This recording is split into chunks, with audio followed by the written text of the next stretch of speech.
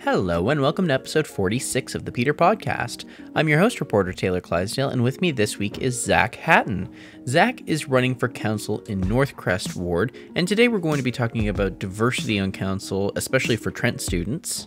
With two post-secondary institutions with Fleming College and Trent University in Peterborough, the continuous, predominantly male, we had two women on council, of the older generation, just doesn't represent what Peterborough is. We are a predominantly senior town, but we do have students, we do have different races. So for me, my age will bring a new, fresh perspective to council. And we're also going to be talking about the PDI sale and also figuring out how to deal with transportation. So, hope you enjoy the show. All right, my name is Zach Hatton, and I'm running to be City Councillor in North Crest Ward 5. Okay, and what's your background? What's the experience that makes you qualified to be a city councillor? Well, I've worked on campaigns since I was 13. Was my first campaign, so I definitely know the background for campaigns. I've done almost everything that campaign could do other than be a candidate, so it's great that that we can start. I did a co-op placement in Member of Parliament's office, so I kind of saw how government works after election, so I picked up some really useful things there, and I'm gonna bring that to this campaign and hopefully forward into the next 4 years on City Council. You know, when I was a very, very, very young one, I wanted to be a spaceman. That was before I wanted to be a writer, and then I wanted to be a reporter. I can't say politics ever entered my consciousness of career path. What made you decide that, you know, at the young age of 13 or maybe before that politics was something that you wanted to get into? Yeah, when I was 3 years old, I would have conversations with my great-grandfather at the kitchen table in his house, and sure enough, they'd be political conversations on what the news of the day were and was. So it's just something that I've grown up with. My parents aren't political, so they kind of see it as, you know, something different that they would never have done. So it's really interesting how I got to this point. I can't really answer you how I got to this point. And I'm going to assume that they're proud of you for getting into politics, and they're like, where did we go wrong? Our son might become a politician. No, they're very proud. They've helped so much on this campaign, and I mean, when I'm 13, I wasn't driving, so they would drive me almost daily to whatever campaign office I chose to be in for that campaign. So this will be my 5th campaign. So, you know, it's just evolved to a new height that it's a learning experience for someone as politically active as myself to see every different side of campaigns. There hasn't been a side that I haven't seen. Volunteering with your TV. I've done election nights with the media. I've done election nights for campaigns. And door knocking, phone calling, everything.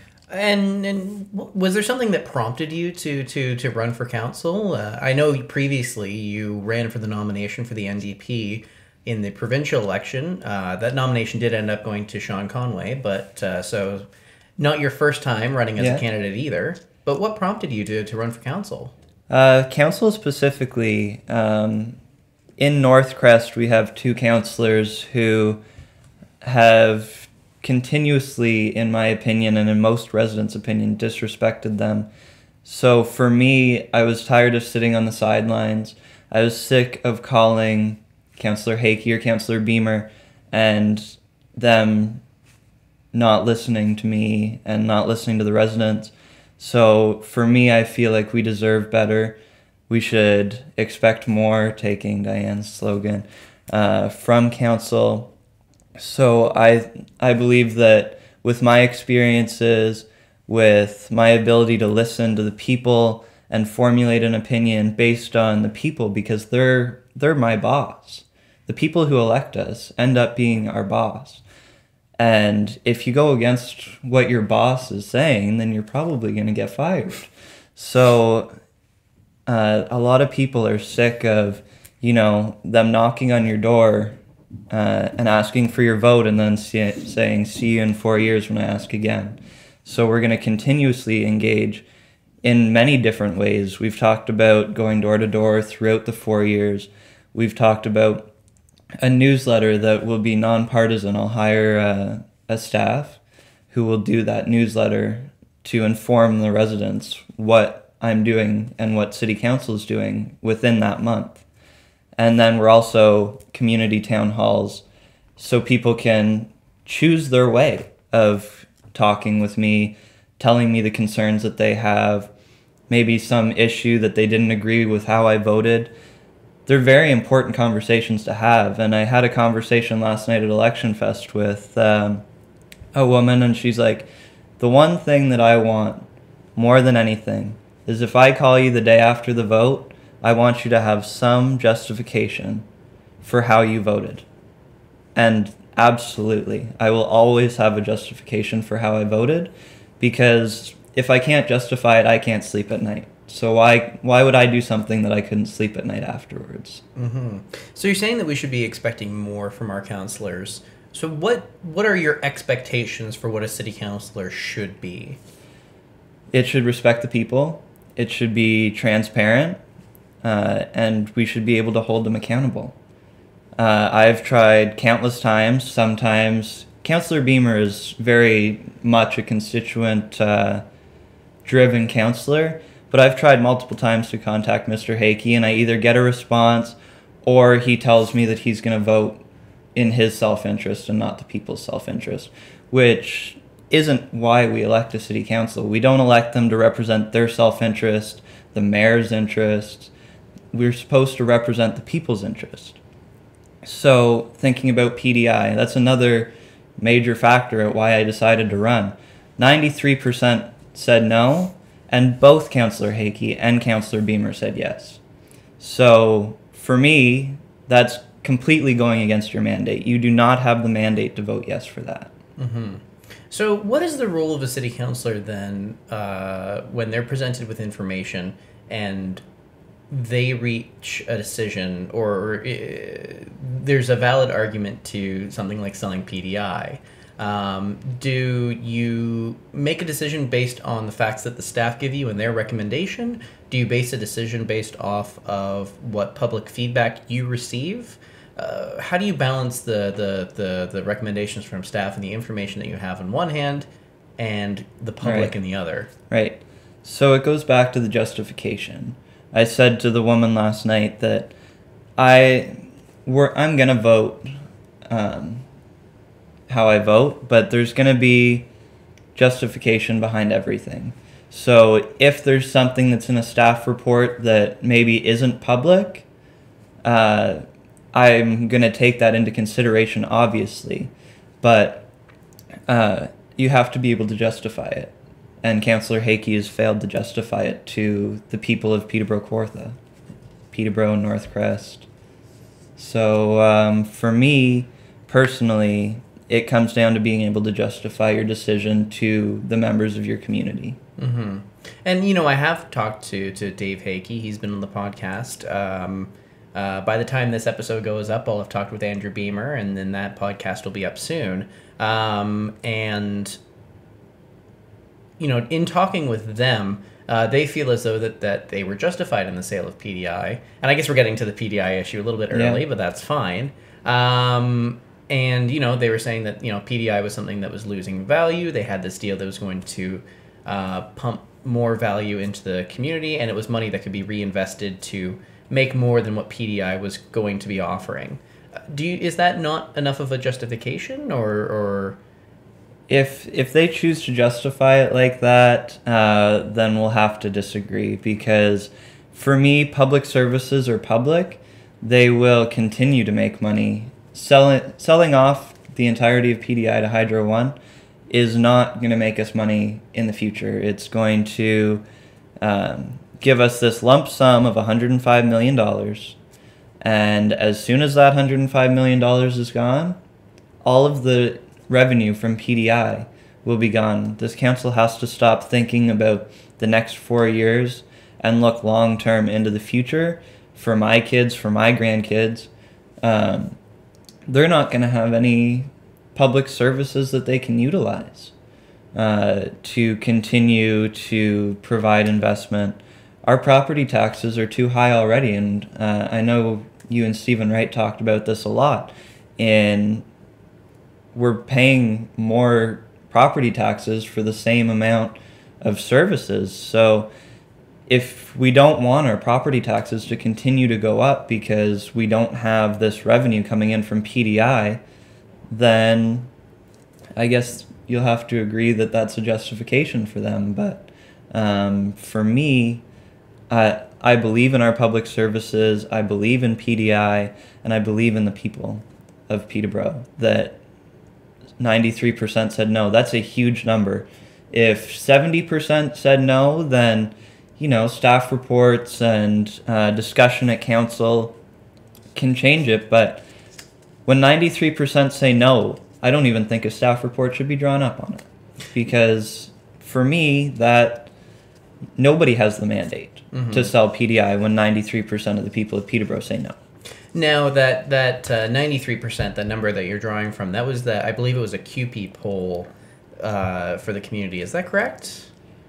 I don't know exactly where that poll was driven. It could have been. QP's been very active in the fight against it. Without looking it up right now, I think it was QP, but if I'm wrong, then I hope nobody watching right now quotes me on that.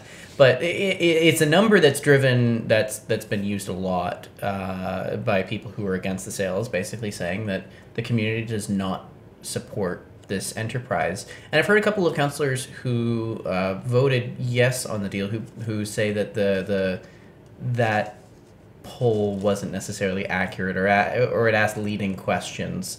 Do you feel comfortable using that information? Do you think that the majority of the community is against the deal, or? I've always said, in any sort of the word poll, polls are polls. It's not the entirety of the community. I don't know exactly how many people were asked on this issue, but 93% is a substantial number. If it was that 70%, you could argue, well, it could go down to 50-50 if everybody in Peterborough was asked. But when you see a number like 93, that really speaks volumes for the community. I was not surveyed in the survey, so I don't know the questions that it asked. But I do know that the final result was a substantial mandate against the sale of PDI. And we saw at Showplace the outrage of the constituents. We saw at council meetings in the council chambers. We saw it everywhere across Peterborough. There was signs for it to keep PDI in public hands. So now we're relying on the Ontario Energy Board. That's where there was a lot of questions on that last night at Election Fest. I know when this podcast goes to air, it won't be last night, but we're recording this on October 10th. So, yeah, exactly. It's hard to be like, oh, there was a decision last night, and then 2 weeks later. But to be fair, I think it'll be like next week by the time this goes up. Okay, so no, we did talk about it, and that's where community conversations are so important, because polls are polls, but you can't argue with what happened that night at Showplace. You can't argue with the pure conversations that people had with their city councillors. And you have been campaigning and going door to door, so maybe you can tell me what people's, how many questions have you had, and what are people's opinions on the PDI at the door? PDI is probably the third most important thing that I've heard at the door. I'm very curious what the top two are. I'm very curious. The top two are the Parkway, transportation in general, but the Parkway and jobs. Okay. They want the Trent students to be able to stay in Northcrest, in the city of Peterborough, once they graduate. I want to stay here after I graduate, but we don't know, because we're forming some more jobs, but we need to start looking at careers. We need to think about jobs that aren't necessarily McDonald's or, entry jobs. And if you choose to work at McDonald's your whole life, that's completely valid. That's how you're choosing to spend your life. And I would agree that you have every right to do so. But a lot of people coming out of Trent are looking for something different than an entry-level position. So looking at different options for bringing new businesses here, the way forward for Peterborough, in my opinion, is small to medium-sized businesses. So definitely revitalizing the downtown will be a big thing. Keeping people who want to start up their own business coming out of Trent. There's a lot of business students that I know being at the university that would love to be downtown. And driving down George Street today, I looked at the brownstone developments. And if we can get developers in there to build apartments and develop the upper levels above the storefronts, those are some really nice buildings that are historic to Peterborough. So if we can get stores in the bottom and housing above, that's going to be a very good thing for Peterborough.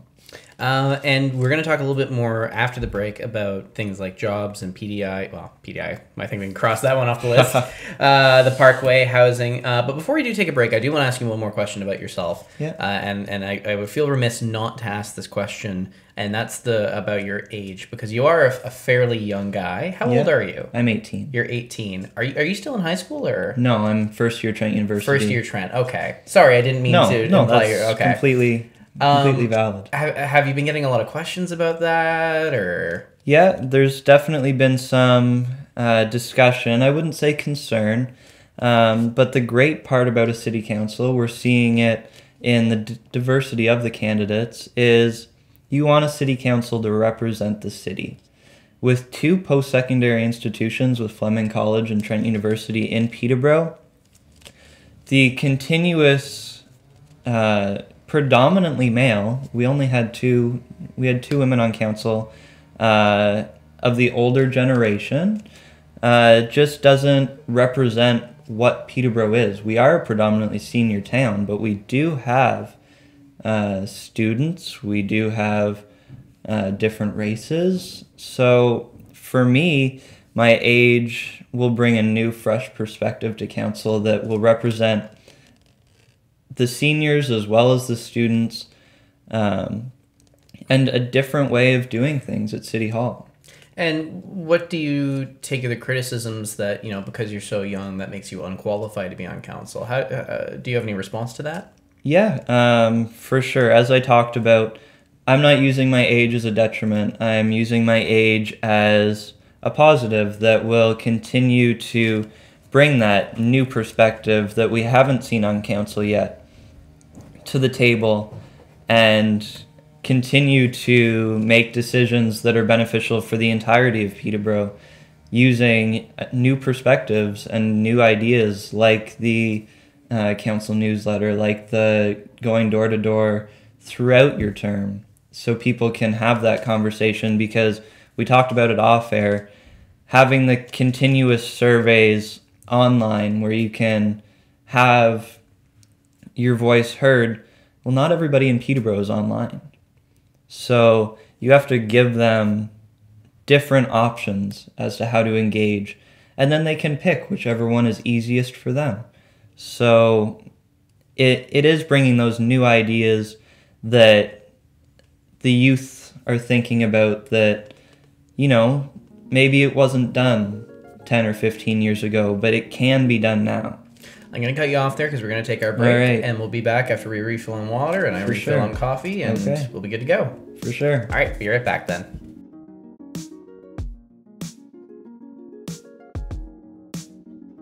So we're back on the Peter podcast, and let's talk about a couple of Peterborough issues. For sure. I think we've dove into PDI enough for the day. Yeah, we've talked a lot about it, but it's definitely a pressing issue in Peterborough, so it's definitely something that has to be talked about, but we can dive into other issues for sure. Let's go from the number 3 topic you're hearing at the door to number 2, which is the parkway. Well, transportation and the parkway. Yeah. What are your thoughts on dealing with traffic in Peterborough and that contentious north-south corridor? For sure. So the parkway specifically, in its current state, I'm opposed. I feel like it's very economically impacting our the people of Peterborough, and it's environmentally impacting our green space. So for me, it's definitely a no in its current form. Is there a form of the parkway that you would be okay with? We can look at alternatives for sure, but the current state of the parkway, I say we take completely off the table. We need to start looking at improving our pre-existing roads. Our roads in Peterborough, we could drop cement over the entire city because our roads, every single road, some are better than others, but every single road needs a repaving. So now, there has been efforts to do some work on some roads. I mean, I know Charlotte and Bethune are on the books. Everyone's tired of that washboarding as they drive by Charlotte. If you look at places like Lansdowne, that was done a few years ago, that was a very big project. So there are some roads, Brayley Drive as well. So there are some roads that have been repaved and redone and widened. For sure. And the city is working to do it, but they definitely need more funds. So putting in, we don't know how much because it's not being constructed yet. We can take our best guess. But putting in all that money to build a bridge over Jackson's Park, destroying the wildlife, destroying our green space, and it's going to cost money. So where are we pulling that money from? It's going to be too costly, and frankly, we should be putting that money, if we're going to spend that money, then it should be going at least part into our roads so we can afford to continue the work that the Peterborough city workers are doing. I'm not saying that they don't do a good job, because they do, but it is the conversation that if you drive down Park Hill, between North Creston Town, wards, if you swerve to miss one pothole, you're hitting another pothole. And there's a whole wide array of streets that are like that in Peterborough. So we need to worry about our pre-existing roads. Now, that's not to say that I don't understand the need for getting traffic north-south faster or off our residential streets, because that's what the big driving force for the parkway is. But I definitely support things like lowering our speed limit from 50 to 40 on residential streets. Not Shamong, not Lansdowne, but residential streets, there's no need for us to be going 50 kilometers an hour when there's kids playing, when there's cyclists on the roads, when there's pedestrians. So now, I haven't had a chance to talk to Diane Tarian about this, because she's our mayoral candidate who that's a big promise of hers. But I'm curious what your thoughts are on, because there are some major corridors that are also residential streets. Like if you look at Sherbrooke, I use that to get to and from work every day. There's a ton of cars on it, but it's also a residential street. How do you lower that one to 40? Same with Monaghan Road, where there's a ton of homes along there too, but it's also a major corridor. So do those stay 50, or do you reduce those to 40? Those kind of streets will be taken a look at. We'll see the need to deal with streets like that. But when I was canvassing last week in the Cartier Boulevard area, there's a woman there, her name is Robin, who feels like she can't let her kids go out and play because cars are whipping down that road. There's buses that drive, she says, over 50. I don't know. I'm not sitting out there with a radar gun, but would you do that if you were elected, though? I'm just kidding. It would definitely be something that I would talk to the police about enforcing. We saw their Safe Under 7 campaign, and it was very successful. So once we lower it, we need to address it make sure that the police do enforce the new speed limit, because a speed limit's a speed limit unless they're being patrolled, which they do. Our city police do a very good job of patrolling the speed limits and responding to whatever emergency they need to be responded to. But if we're going to do it, we need to look at it.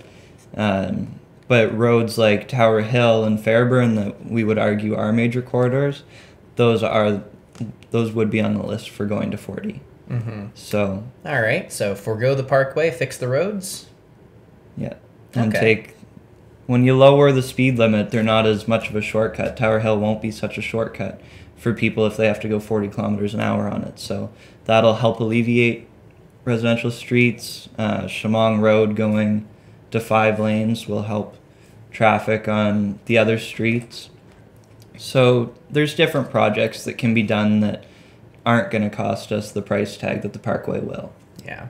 And I think enforcement is really the question on that, because, I mean, like you said, it only really matters if it's enforced and if people actually do slow themselves down. Because, I mean, just driving on the highway, the speed limit's 100, but if you're going 100, you're not going the speed of traffic. Everyone else is going $1.20, $1.30. Right. So I think there would be some concern that people would continue to go 50 or 60 on those residential streets despite the speed going down to 40. So I guess enforcement is the real question there, eh? For sure. I mean, my message to the people would be, if you're going 60 kilometers in a 40, that's a pretty hefty ticket for you if it's the risk you're willing to take. But no. Do you know how much the tickets were for the 7 over thing, the campaign that they did? Well, it depended on how much over the 7 you were. True. But no, like the tickets, a kilometer to a kilometer, sometimes depends on whether you get a $20 ticket or a $40 ticket or whatever your ticket may be, and then you're worrying about demerit points if you're going 20 over. So no, the city police do a good job of ensuring that our roads are kept safe and people are going the speed limits. So my message to people that are wanting to go 20 over is, I wish you the best. Don't get caught. Don't get caught, I guess. All right, so we're going to move on from transportation then to, I think this will probably be the last thing we talk about for the day, and that's housing, which is right now Peterborough is facing a housing crisis.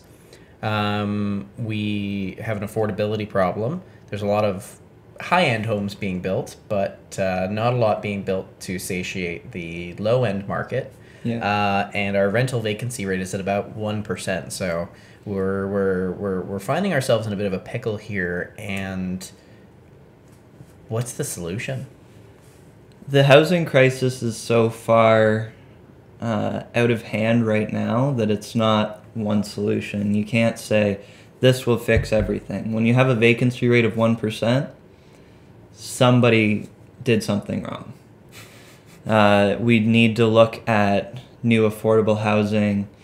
But I was lucky enough to be invited to the Social Issues Roundtable a couple weeks ago. And we had great conversations on housing, age-friendly communities that I learned a lot from. And it's not just the affordability of houses, it's building houses that will fit different needs. You can't just build one cookie cutter, 1-bedroom affordable unit, because somebody may need a 2-bedroom, a 3-bedroom.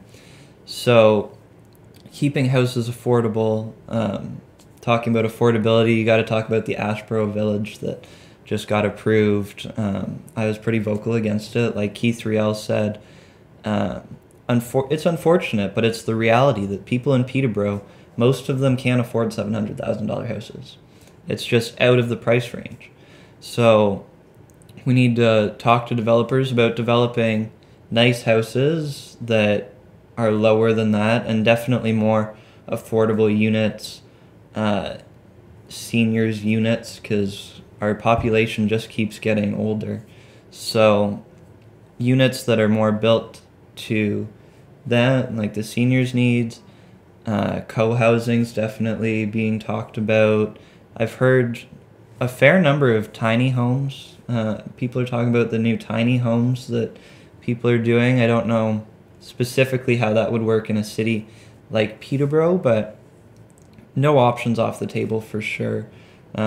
Just like transportation, it's not necessarily all public. You can talk about Uber and different things like that, which will employ more people because they'll have to hire drivers. If you need to top up your income, then you can drive for Uber. Again, it's not a career, but it's a job to help offset some costs. We talked about some rent supplements that will not only help the people afford their shelter, but all the other costs of living, you know? So there's a whole bunch of different things that can be done on the housing, transportation fronts that will only help the citizens of Peterborough. You raise an interesting point, and I want to dive more into it, and that is public versus private investment in housing. Does it fall on one group over the other to deal with the city's housing crisis? Is it a balance? What would you like to see from either or both in helping to resolve the housing crisis? Yeah, I think it's definitely both. From the public side of it, working with city staff and city council, and the private side of it, you know, city council has to give developers the incentives to build the affordable units. To I know Mr. Bennett has talked about you know, taking those demands away from the developers, but I think that they're essential, because if the developers don't have like something set out by the city council as to, you know, we need affordable units, why would a developer make affordable units when they could build, I know they're not building the units per se, but if you're going to build houses, the $700,000 houses, you can make a lot more money if you're not given the incentives by city council.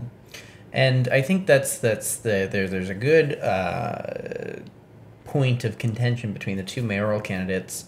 You know, the mayor says that the city's not in the business of redistributing wealth, and that it's not the city's job to be mandating developers to build a certain number of affordable units in any new development. Whereas, you know, Diane Tarian says we should be asking developers to, okay, if you want to build a new development, that's great, but X number of units or X percentage needs to be below market rent. So you seem to be thinking that you're leaning more to the Diane Tarian side of, we should be asking developers, you need to have that number or else we're not going to approve your development. Really, that's pretty accurate. I don't think that developers, if they're not given that incentive, then no home in Peterborough is going to be affordable for my kids, for my grandkids. We need to stop thinking about right now. Right now's, we can't stop thinking about right now, but it can't be the only thing we talk about. We need to say, okay, well, this would be great right now. These look really nice. These are really nice homes. It's going to bring people from Toronto here. But where are the people of Peterborough going to go? Because as affordability gets less and less, the less people can afford, they're having to move elsewhere. It's just like the jobs that we talked about earlier and the students having to go out to find jobs. People are going to have to leave and find more affordable places to stay, and that's really unfortunate because we have some really qualified, skilled people in Peterborough, and they can't afford to live here. So it's really the case of, if we want to be able to grow, we need to be able to have those different kinds of housing developments? Yeah. Everything in Peterborough will help us grow. But in order to grow as a city, as a collective, we definitely need to start looking at what city we want to live in, whether we want to be a suburb of the Greater Toronto Area or whether we want to be the city of Peterborough. And I want to be the city of Peterborough. And what's your kind of high-level philosophical view of what kind of community you want Peterborough to look like? Well, right now we're very culturally diverse. We've got a lot of different races here. We're very, we have the Pride Parade, we've got the Pride Week. So there's different events in Peterborough that help make us Peterborough, Taste of Downtown. We're a very arts culture city. So we do have an identity in Peterborough, and it's a great identity. And I don't want to see us lose it in my time. I don't want to see us lose it at any time. So I don't want to talk too much about the two mayoral candidates, but that's where Mr. Bennett, Mr. Beamer, and Mr. Hakey and I kind of disagree in, you know, what's affordable to the people of Peterborough. So we do have to think about the affordability factor and all of the other factors that go along with living in Peterborough. All right, Zach, is there anything else that you want to add before we sign off for the day? I just want to thank my campaign team. Right now, we're 12 nights away from Election Day, and we will be knocking on doors every single day. So they're the only reason that I can keep going. They keep me focused, they keep me driven to deliver the message that I think is best for Peterborough and the people that are that they're responding to at the doors. So without them, this campaign would be nothing. I don't have time to thank them all because we've got a lot of great volunteers with our campaign, but every single one of you, you're all absolutely amazing. So thank you to my team. All right, Zach, thank you for showing up on the podcast. Right. I really appreciate you coming in. And to everybody else, we will see you again next week. Yeah, for sure.